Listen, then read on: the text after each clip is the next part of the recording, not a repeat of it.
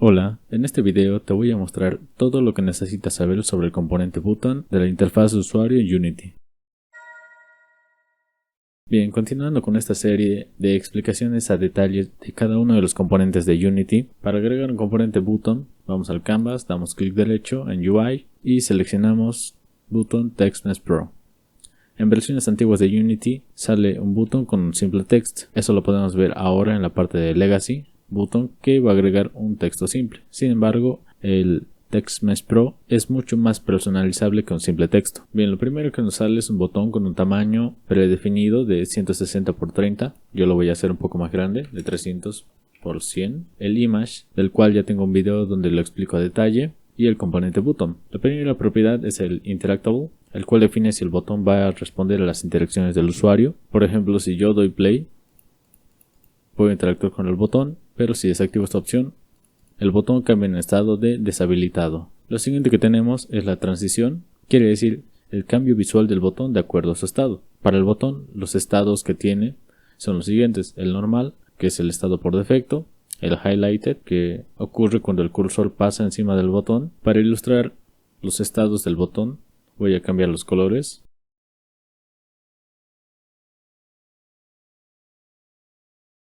El primer estado es el normal, el cual es el estado que está por defecto. El highlighted viene a ser cuando se produce un evento hover o cuando se pasa el puntero sobre el botón.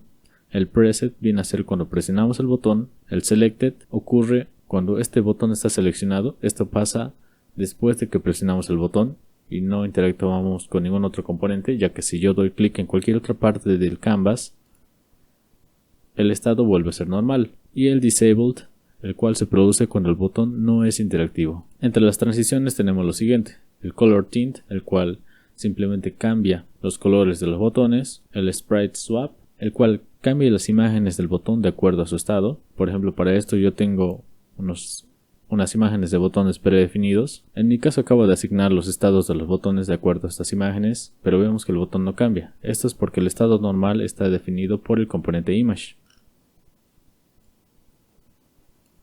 Y como se puede ver, el botón cambia su sprite de acuerdo a su estado. Dentro del botón también podemos ver que contiene un texto. Este viene a ser el texto de Text Mesh Pro, el cual podemos modificar. En mi caso lo voy a hacer de color blanco, que tenga un contorno, sea bold y que ocupe más espacio. Este componente lo voy a explicar en otro video más a detalle. Ahora, otro tipo de transición que tenemos en el botón viene a ser el animation, y vemos que por defecto nos crea los estados de la animación con sus nombres asignados. El botón Auto Generate Animation lo que va a hacer es generarnos un animation controller, el cual va a contener varias animaciones para cada uno de los estados del botón. Aquí yo selecciono donde quiero guardar el controlador y como podemos ver me acaba de generar un animation controller. Si desglosamos este animation controller vemos que están definidas las animaciones de los estados y que adicionalmente en el botón se acaba de agregar un animator, el cual contiene el animation controller que acabo de crear. Ahora, esto lo que hace es crear las animaciones, pero yo tengo que definir manualmente cada una de las animaciones. Para esto puedo irme a la ventana Animation. En caso de que no la tengan, pueden dar clic derecho,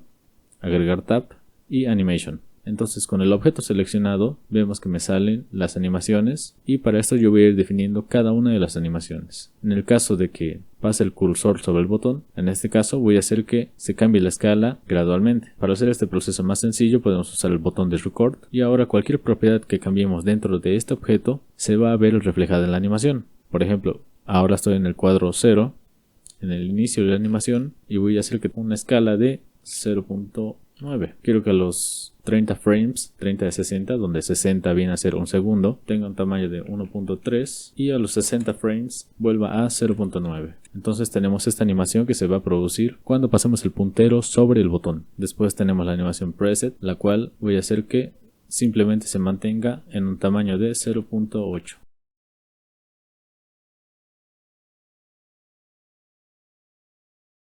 Bien, ahora si yo presiono play, vemos que inicia con su estado normal. Aquí tenemos la ventana de Animator, en la cual podemos ver cómo cambian los estados. Si no tienen esta ventana, pueden irse a Window, Animation y en Animator. Si yo paso el puntero sobre el botón, va a cambiar la animación. Y si lo quito, vuelve a normal. Si lo presiono, se mantiene en Preset. Cuando suelte el puntero va a cambiar a Selected. donde definimos que cambie el sprite a otro botón, y el disable que va a cambiar su opacidad y va a regresar el sprite original. Otras propiedades que tenemos para el botón vienen a ser el color multiplier, el cual viene a ser básicamente un multiplicador de la saturación del color, lo cual hace que sean colores más intensos. Y también tenemos el fade duration, el cual define las transiciones entre estos colores. Por ejemplo, ahora está en 0.1 segundos, pero podemos cambiarlo, por ejemplo, a un 2, donde va a tardar 2 segundos en cambiar de un color a otro.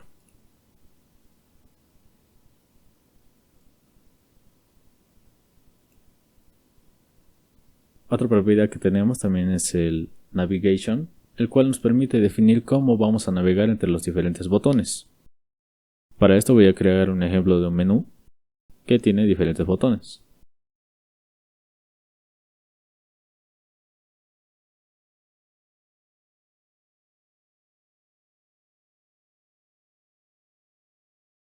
Bien, para ilustrar lo que es el navigation, me acabo de crear varios botones simulando un menú y podemos ver lo siguiente. Aquí hay un botón llamado visualizar, el cual si presionamos y nos acercamos podemos ver, voy a quitar el background, podemos ver que salen unas flechas que indican el orden de la interacción que va a tener estos botones. Por ejemplo, en lugar de utilizar el puntero del mouse, puedo utilizar las flechas del teclado. Ahora, para esto, primero tenemos que definir cuál va a ser el primer objeto que va a estar seleccionado por defecto. Eso lo podemos hacer usando el Event System y encontramos la propiedad First Selected. Arrastramos el primer botón y ahora cuando iniciemos la escena, este va a ser el primer objeto que va a estar seleccionado. Y vemos que al iniciar la escena tenemos el primer botón seleccionado. Ahora para movernos y no perder el botón seleccionado, presionamos sobre la pestaña de Game, esta parte de aquí, y ahora podemos usar las flechas del teclado para movernos entre los botones.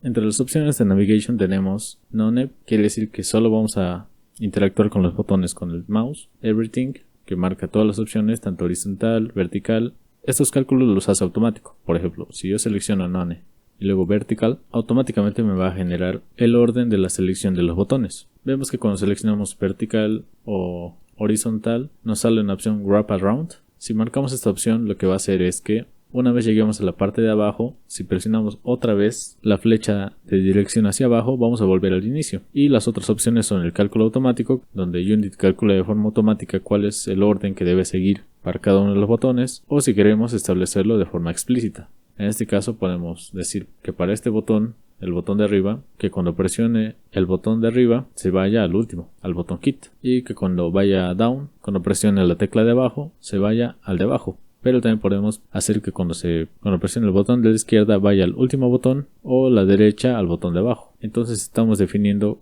el comportamiento de las 4 direcciones, pero en mi caso lo voy a dejar como automático. Por último tenemos el evento principal, que viene a ser el onClick, el cual tenemos este botón para agregar eventos, y aquí lo que nos permite es agregar un GameObject. Por ejemplo, en este caso voy a agregar el canvas y se desbloquea esta sección que nos permite modificar las propiedades que tenga este objeto, tanto sus propiedades como los componentes que tenga agregados. En este caso tiene como un GameObject, el cual tienen todos, puede ser marcado como estático, cambiar la capa, cambiar el nombre del objeto, cambiar el tag, el RecTransform, el canvas, canvas scaler, raycaster, o también podemos acceder a un script en particular.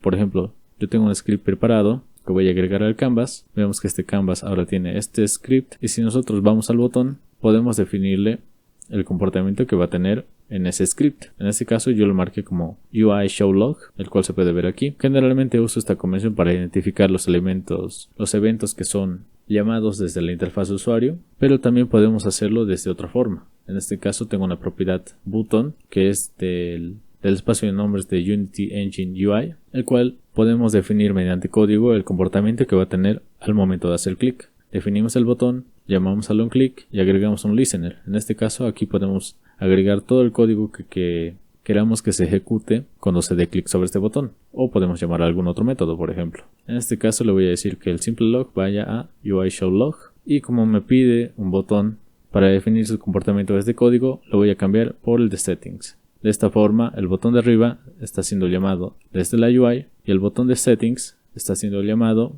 desde el código. Bien, ahora en el console podemos ver que si yo presiono el botón Start,